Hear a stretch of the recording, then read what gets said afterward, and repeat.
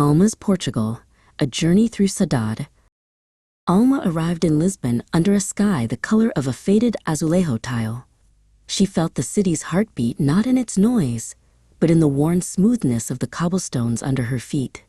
From the narrow streets of the Alfama district, the mournful sound of a fado guitar drifted on the breeze, carrying with it stories of sailors and the sea. She stood before the Belém Tower, a stone fortress that seemed to float on the edge of the Tagus River. This was the starting point for Vasco da Gama and the great explorers. Alma imagined the mix of fear and hope that must have filled the air, and she felt the first whisper of Saudade, a deep, sweet longing for a past she had never known. In Sintra, the world turned green and misty.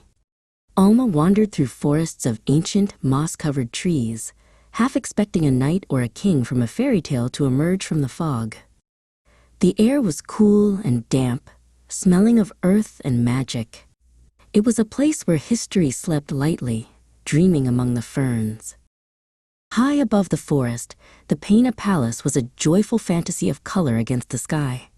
Reds, yellows, and blues stacked in whimsical towers and terraces.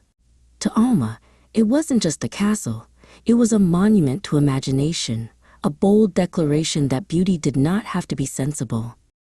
Her journey took her south, to the Algarve, where the land met the Atlantic in a dramatic display of power. The cliffs, baked to a warm ochre by the sun, stood firm against the endless push of the turquoise sea. The air tasted of salt, and the sun felt like a warm hand on her skin.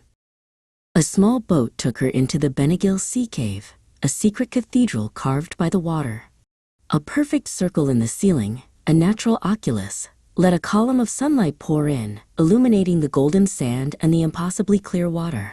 It was a moment of pure, quiet wonder. She traveled north to the Douro Valley, where the landscape became serene and orderly. The steep hillsides were carved into terraces for vineyards, like massive green stairways climbing towards the sky. The Douro River snaked through the valley, a calm, silver ribbon reflecting the sun. On a traditional Rebello boat, Alma drifted down the river. She sipped a glass of rich, dark port wine and understood that she was tasting the valley itself, the sun, the soil, and the centuries of hard work from generations of families who had tended these vines.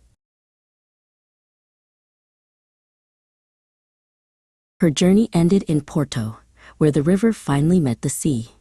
She walked across the upper deck of the Dom Luís I bridge, watching the colorful houses of the Ribeira district cling to the hillside. Here, she spoke with an old fisherman named Tiago, his face a map of sun and sea, who told her the river had a soul. Sitting at a small cafe, Alma watched the boats go by. She finally understood Saudade. It wasn't just sadness. It was the beautiful ache of memory, the love for things past, and the quiet joy of having been there at all. In the heart of Portugal, she had found a piece of her own,